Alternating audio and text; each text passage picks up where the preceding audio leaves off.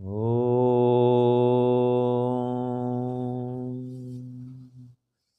सहना भवतु सहनौ भुनक्तु सह वीर्यं करवावहै तेजस्विनावधीतमस्तु मा विद्विषावहै। ओम शांति शांति शांति। हे ईश्वर, हम यह पठन पाठन आपको प्राप्त करने और कराने के लिए साधन के रूप में करने जा रहे हैं।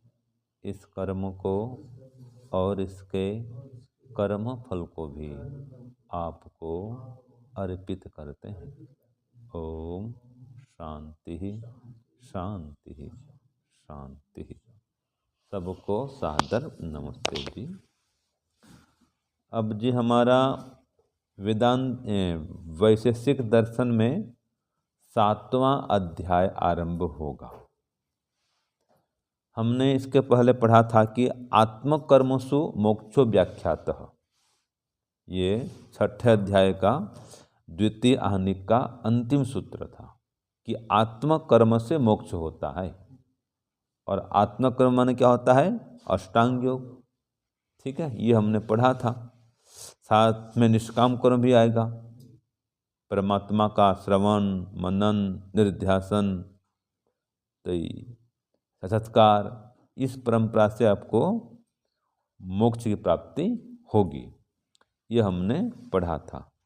साथ में यह भी हमने पढ़ा था कि राग और द्वेष के कारण से धर्म और अधर्म की प्रवृत्ति होती है। जब राग द्वेष बंद हो जाएगा तो सकाम भाव से धर्म अधर्म भी बंद हो जाएगा। फिर निष्काम कर्म करेंगे तभी मोक्ष की प्राप्ति होगी। जब तक सकाम कर्म करते रहेंगे, ये धर्म अधर्म करते रहेंगे, तब तक पुनर्जन्म होता रहेगा। और जब ये धर्म अधर्म दोनों को छोड़ देंगे, तो धर्म को छोड़ना मतलब सकाम भाव से धर्म करना बंद करेंगे, निष्काम भाव से शुरू करेंगे। और अधर्म तो बंद ही करना ही पड़ेगा। अधर्म में मन भी रहेगा तब भी मोक्ष नहीं होगा, करने की बात तो दूर रही। अधर्म काम में अगर रुचि भी रही थोड़ी, ठीक है, पाप कर्म में थोड़ी भी रुचि हो गई, आसक्ति रह गई, तो मोक्ष नहीं होगा। तो मन में भी गलत भाव न आए, एकदम मन निर्मल हो, पवित्र हो, अंतःकरण शुद्ध हो और ऐसे निष्काम कर्म हो तो मोक्ष होता है। तो ये आत्मा कर्म से मोक्ष होगा। आत्मा परमात्मा का चिंतन करें, अष्टांग योग का अनुष्ठान करें, निष्काम कर्म करें। तो इन सब विषयों की चर्चा हुई थी। तो अब आ रहा है अगला अध्याय, 7वां अध्याय प्रथम आहनिक। तो इसमें कहा कि कर्मों की परीक्षा तो हो गई। अभी हमने पढ़ा कि आत्मा कर्म से मोक्ष मिलता है, तो कर्मों की चर्चा हो गई, किसी दान देना, दान लेना, सारी बातें हो गई। ठीक है जी। अब वो कह रहा है गुणों की परीक्षा। अब गुणों की परीक्षा आरंभ की जाएगी। ठीक है ना। तो उक्ता गुणा, ये सूत्र 1 है। ठीक है। तो पहले गुण कह दिए गए थे, पहले शुरू में पढ़े थे ना, कितने गुण होते हैं? 24 गुण होते हैं। तो 24 गुणों के नाम बता दिए। अब कह रहा है इन गुणों की परीक्षा होगी। क्या होगी? परीक्षा होगी। तो लिखिए प्रश्न।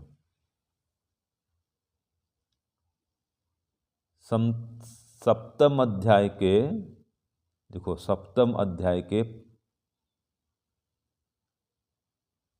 प्रारंभ में किनकी परीक्षा की बात की गई है?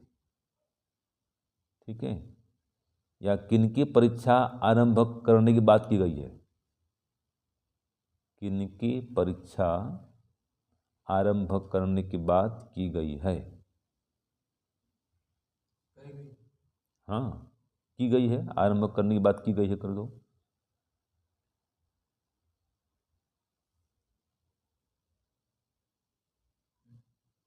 तो उत्तर लिखो उक्ता गुण। हिंदी में लिखिए जो रूप आदि 24 गुण, लिखो उत्तर 1, जो रूप आदि 24 गुण पहले बतलाए गए थे।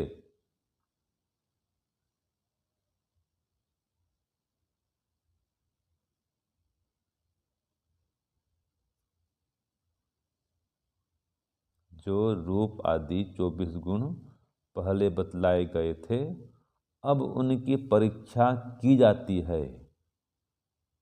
अब उनकी परीक्षा की जाती है। वहाँ पर क्या लिखे थे?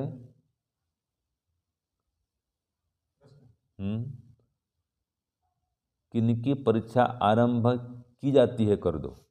उत्तर में ऐसा है ना, हाँ की गई है, कोई की जाती है कर दो। किनकी परीक्षा आरंभ की जाती है। तो 24 गुणों जो की चर्चा हुई थी, अब उनकी परीक्षा आरंभ की जाती है ना। तो देखो यहाँ पे भाष्य में यही कहा है कि पूर्वम खलुक्ता ये गुण, पहले जो गुण बता दिए गए थे, रूपादय माने रूपादि गुण, तो ते परीक्षन्ते, अब उनकी परीक्षा की जाती है या उनकी परीक्षा की जाएगी। ठीक है, ये सूत्र 1 में इतना ही है। तो रूप आदि गुण के विषय में और कहा जा रहा है। सूत्र 2 भी देखो, उन रूप आदि गुणों विषय में आगे चर्चा और हो रही है कि ये रूप आदि गुण अनित्य क्यों हैं। तो सूत्र बोलिए, पृथ्वी आदि रूप रस गंध स्पर्शा द्रव्य अनित्यत्वात् अनित्याश्च। तो ये द्रव्य अनित्यत्वात्, अनित्य होने से इनके गुण भी अनित्य हैं। तो प्रश्न लिखिए, सूत्र 2 का प्रश्न बनाइए। पृथ्वी आदि द्रव्यों के, पृथ्वी आदि द्रव्यों के रूप रस आदि गुण, रूप रस आदि गुण अनित्य क्यों है? क्यों हैं कर दो। पृथ्वी आदि द्रव्यों के रूप रस आदि गुण अनित्य क्यों हैं?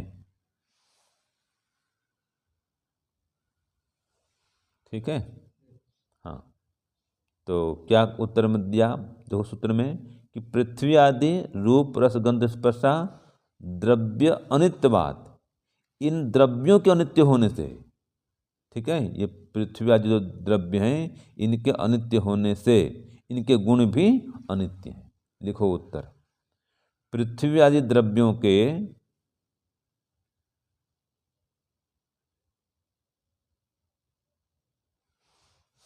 पृथ्वी आदि द्रव्यों के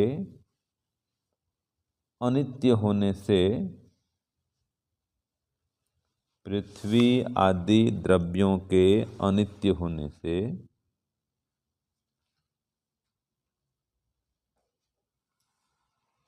इनके रूप रस आदि गुण भी, इनके रूप रस आदि गुण भी अनित्य हैं।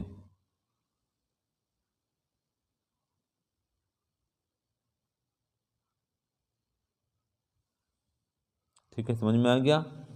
तो ये इनके रूप रस आदि गुण अनित्य क्यों हैं? क्योंकि इनके द्रव्य ही अनित्य हैं। तो द्रव्य अनित्य होने से इनके गुण भी अनित्य हैं। ठीक है, यही बात तो इसमें है जी। तो जल में रस गुण है, रूप गुण है, स्पर्श गुण है, अग्नि में रूप है, स्पर्श है, वायु में स्पर्श है, ते सर्वे अनित्य, ये सब अनित्य अनित्य हैं। क्यों अनित्य हैं? क्योंकि द्रव्य ही अनित्य है। तो जब द्रव्य अनित्य है तो उसका गुण भी अनित्य होगा, सीधी बात है। ठीक है, ये बात है सूत्र 2 में। अब चलो सूत्र 3, एतेन नित्येषु नित्यत्वम उक्तम। अब सूत्र 3 में क्या कहा देखो कि ये नित्य कारण द्रव्य जो परमाणु हैं उनमें रूप रस आदि गुण भी कैसे होते हैं। ठीक है, जो नित्य कारण द्रव्य हैं माने परमाणु हैं उनमें रूप रस आदि गुण कैसे होते हैं, तो उत्तर है कि नित्य होते हैं। वो नित्य हैं तो उनके गुण भी नित्य होंगे। पहले क्या पढ़े थे, पृथ्वी आदि कार्य द्रव्य कैसे हैं, अनित्य हैं, तो उनके गुण भी अनित्य हैं। अब ये जो परमाणु हैं ये कारण द्रव्य हैं, तो कारण द्रव्य के नित्य होने से उनके गुण भी नित्य होंगे। लिखो प्रश्न 3 का लिखिए, नित्य कारण द्रव्य, नित्य कारण द्रव्य बराबर परमाणु के गुण, या परमाणुओं में कर दो, परमाणुओं में रूप रस आदि गुण कैसे होते हैं। नित्य कारण द्रव्य बराबर परमाणुओं में, ठीक है, रूप रस आदि गुण कैसे होते हैं।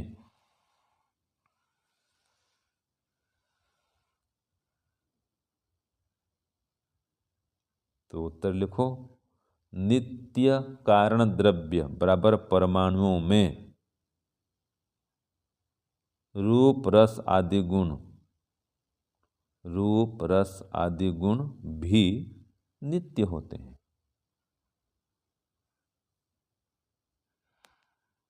क्या समझे, क्यों जी, ये नित्य कारण द्रव्य हैं परमाणु, ठीक है, तो ये कैसे होते हैं, नित्य होते हैं। तो इनमें जो रूप रस आदि गुण हैं वो कैसे होंगे, नित्य होंगे। इसके पहले क्या पढ़े थे, जो अनित्य द्रव्य हैं पृथ्वी आदि, ठीक है, तो वो जब अनित्य हैं तो उनके रूप रस आदि गुण भी अनित्य होंगे, सीधी बात है। तो वो कार्य द्रव्य थे, वो पृथ्वी आदि क्या थे, कार्य द्रव्य थे, और ये कारण द्रव्य की बात आ गई अभी। तो कार्य द्रव्य पृथ्वी आदि अनित्य थे, इसलिए उनके गुण भी अनित्य हुए। अब ये जो परमाणु कह रहा है ये नित्य है, तो परमाणुओं के नित्य होने से उनके रूप रस आदि भी नित्य होंगे। ठीक है, ये कह दिया सूत्र 3 में। तो सूत्र 2 और 3 में समानता है। क्या समानता है बताओ जी, पद्मनाभ जी, क्या समानता है। सूत्र 2 में कार्य द्रव्य अनित्य थे, इसलिए उनके गुण भी अनित्य हुए। सूत्र 3 में क्या है, कारण द्रव्य नित्य हैं, तो इनके गुण भी कैसे होंगे, नित्य होंगे। ये समानता है। जैसा वो द्रव्य है जिस प्रकार गुण वाला या जिस प्रकार स्वभाव वाला, तो द्रव्य के अनुरूप गुण भी होते हैं। तो अगर द्रव्य अनित्य है तो गुण भी अनित्य, और द्रव्य नित्य है तो गुण भी नित्य। ये बात है, अब समझे। अब सूत्र 4 देखो, अपसु, बोलो अपसु तेजसी वायौ च नित्या द्रव्य नित्यत्वात्। अब फिर इसी बात को आगे और बढ़ा रहे हैं कि जलीय आग्नेय और वायवीय परमाणुओं के गुण नित्य क्यों हैं। तो सीधी बात वही आ रही है कि इन परमाणु द्रव्यों के नित्य होने से उनके गुण भी नित्य हैं। ठीक है, वही जो चर्चा है फिर इसी को ही दोहराया जा रहा है। तो प्रश्न लिखिए 4 का, जलीय आग्नेय और वायवीय, जलीय आग्नेय और वायवीय परमाणुओं के गुण नित्य क्यों हैं।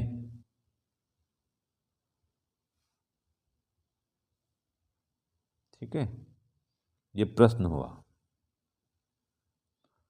तो उत्तर लिखिए, उत्तर 4 लिखिए, जलीय आग्नेय और वायवीय परमाणु द्रव्यों के,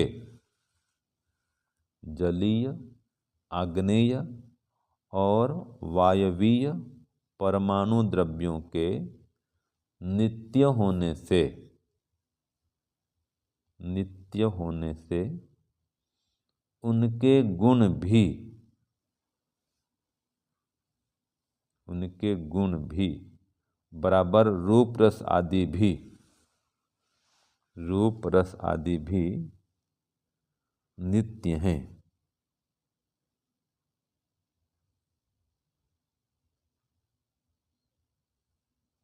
हो गया।